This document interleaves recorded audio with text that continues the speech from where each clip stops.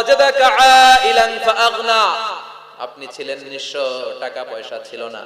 তাফসিরে এসেছে ফাআগনা বিখাদিজা, খাদিজার মাধ্যমে আমি আপনারে ধনী বানায়া দিছি। বিশ্বনবী কিন্তু টাকা পয়সা ছিল না, জানেন? ছাগল চড়াতো, কাউবয়। মা মিন নাবিয়্যিন ইল্লা রাআল গানাম, ছাগল চড়াতো। এরপরে খাদিজাতুল কুবরার স্টাফ হিসেবে, কর্মচারী হিসেবে ক্যারিয়ার শুরু করলেন। এরপর বিজনেস ম্যাগনেট হিসেবে শুরু করলেন। খাদিজাতুল কুবরার সাথে যখন বিয়ে হয়ে গেল, খাদিজাতুল কুবরা তাহেরা ওনার সব সম্পদের মালিক বিশ্বনবীরে বানায় দিলেন। আল্লাহ বলেন তোমার তো কিছু ছিল না নবী, খাদিজার মাধ্যমে বিয়ে পড়িয়ে দিয়ে আমি তোমারে ধনী বানিয়ে দিলাম। তিনটা অনুগ্রহের কথা স্মরণ করালো কে? তায়েফের পরিবেশ। বিশ্বনবী কেঁদে কেঁদে হায়রান। আল্লাহর রসুলের উপর থেকে টের পাচ্ছে বিশ্বনবীর মনটা ভালো না। এত আশা নিয়ে, ভরসা নিয়ে কোথাও জায়গা না পেয়ে তায়েফের এখানে আসলাম দাওয়াত দেওয়ার জন্য। তায়েফের ছেলেগুলো দাওয়াতের আমার দাওয়াত গ্রহণ করলো না। বিশ্বনবীর মনটা বড্ড খারাপ। বিশ্বনবী নামাজে দাঁড়িয়ে গেলেন। বিশ্বনবী নামাজে দাঁড়িয়ে তেলাওয়াত করছেন। পাশ দিয়ে একদল জিন বিশ্বনবীর পাশ দিয়ে চলে যাচ্ছিল। একদল জিন, জিন জাতি চলে যাচ্ছে, আর বিশ্বনবীর তেলাওয়াত শুনে তারা থমকে দাঁড়ায়। কিরে এত সুন্দর কোরআন, এরকম তো শুনি নাই। ইনি কে? খোঁজ খবর নিয়ে দেখলেন ইনি বিশ্বনবী। সুবহানাল্লাহ পড়ে। তারপরে এরা ছুটে গেল এলাকায়। এলাকায় যে এরা ঘোষণা দেয়া শুরু করলো, ইন্না সামি'না কুরআনান আজাবা ইয়াহদি ইলার রুশদি ফাআমান্না বিহি, নিশ্চয় আমরা আজীব চমৎকার কোরআন তেলাওয়াত শুনে এসেছি। এই তেলাওয়াত সাধারণ তেলাওয়াত নয়, এই আয়াত দুনিয়ার মানুষের বানানো আয়াত নয়। এই আয়াতগুলো পাঠিয়েছে কে? এই আয়াতগুলো ইয়াহদি ইলার রুশদি, হেদায়েতের দিকে মানুষকে পথ দেখায়।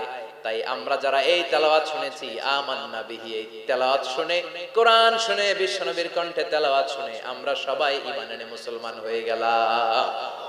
বিশ্বনবী তখনও জানে না জিনেরা যে মুসলমান হয়েছে।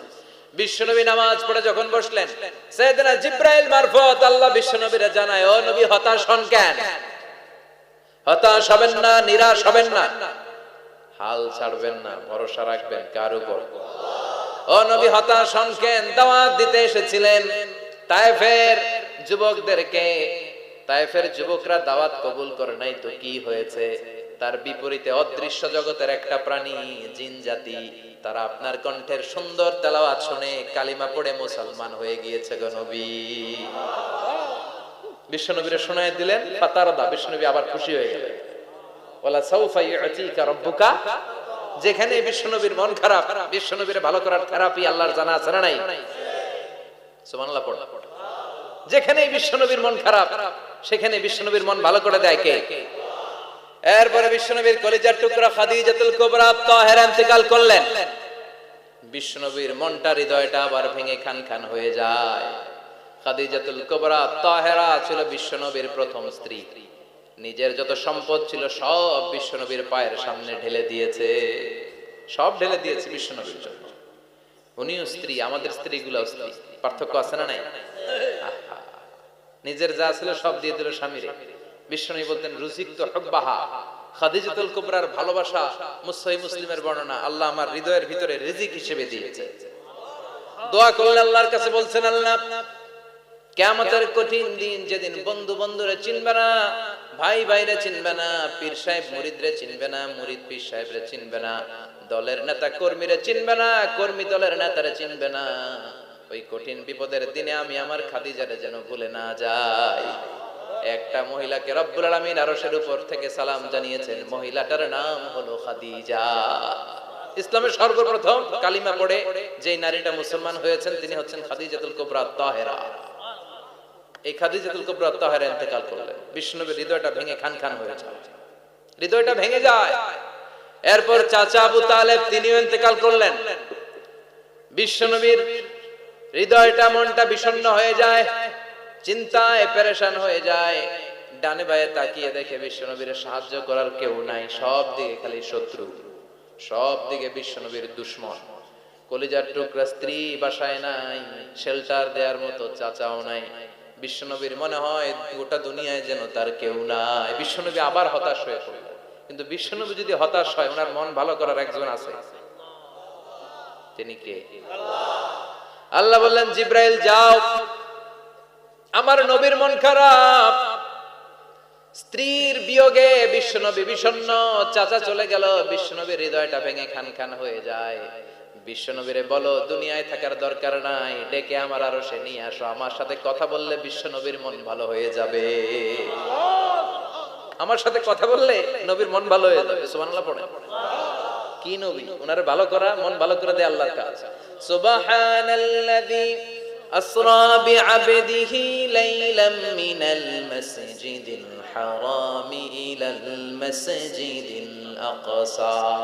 এখানে বলা হলো ইসরার কথা, আর মেরাজ সাব্যস্ত হয়েছে হাদিস দ্বারা। জোরে কোন ঠিক কিনা? মেরাজ নিয়ে গেলেন, ঊর্ধ্ব জগতের ভ্রমণে নিয়ে গেলেন।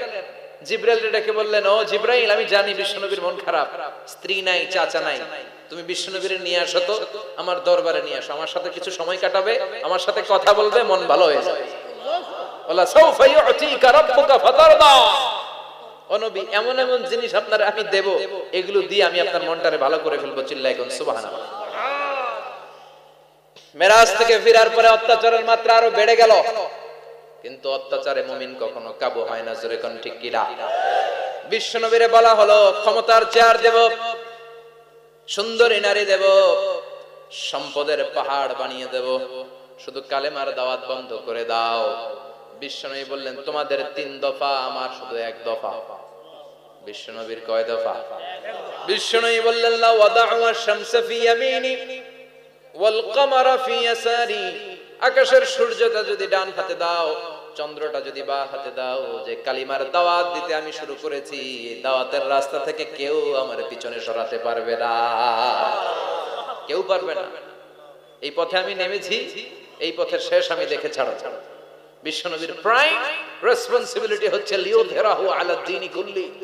মানব রচিত যত মতবাদ আর যত কথা আছে, যত ডক্ট্রিন আছে, সবকিছুর কবর রচনা করে কালিমার বিজয় আর কালিমার পতাকাকে পতপত করে উড়িয়ে দেওয়া। চিল্লায় এখন ঠিক কিনা? মেরাজ থেকে আসার পরে অত্যাচার আরো বেড়ে গেল, মক্কায় থাকার সুযোগ নাই, কোথাও কেউ বিশ্বনবীর আশ্রয় দেয় না, যেখানেই যায় বিশ্বনবীর তাড়িয়ে দেয়। আবার বিশ্বনবীর মন খারাপ। আল্লাহ বলে, নবী চিন্তা করবেন না, মদিনাতে আপনার জন্য চমৎকার রাষ্ট্র আমি রেখে দিয়েছি, আপনি হিজরত করে চলে আসেন। বিশ্বনবী হিজরত করলেন, মদিনায় যে আবার মনটা প্রশান্ত হয়ে গেল। সুবহানাল্লাহ পড়ে। তার মানে যেই জায়গায় বিশ্বনবীর ব্লকেজ, রাস্তা আটকে যায়, নতুন রাস্তা খুলে দেয় কে? এজন্য মুমিনের রাস্তা কখনো বন্ধ হয় না। মুমিন বিপদে পড়লে কৌশলী হয়, মুমিন স্ট্র্যাটেজি পাল্টায়, কৌশল পাল্টায়। রাস্তা একটা বন্ধ হলে আরো 10টা খুলে যায়। চিল্লায় এখন ঠিক কিনা? এক জায়গায় কোরআনের মাহফিল বন্ধ হলে আরো 10 জায়গায় কোরআনের মাহফিলের ব্যবস্থা হয়ে যায়। কোন ঠিক কিনা? ওরা এক জায়গায় ইসলামের আওয়াজকে থামিয়ে দিতে চাইবে, আরো 10 জায়গায় ইসলামের আওয়াজ গর্জে উঠবে। ইসলামের আওয়াজ, ইসলামের বিজয়কে থামিয়ে দেওয়া, স্তব্ধ করে দেওয়া অসম্ভব। চিৎকার করে বলেন ঠিক কিনা? ওরা ইসলামকে মাটির ভেতরে পুঁতে ফেলতে চায়, কিন্তু এটা চারা গাছের মতো, পুঁতে ফেললে গাছ হয়ে উপরে ওঠে, গাছ হয়ে উপরে ওঠে, এটা থামিয়ে দেওয়া যায় না। যারা এটার পিছু লাগে, যারা এটার ক্ষতি করতে চায়, ওদের ক্ষতি আল্লাহ করে। চিল্লায় বলেন ঠিক কিনা? ফাজআল কাইদাহু ফি নাহরি।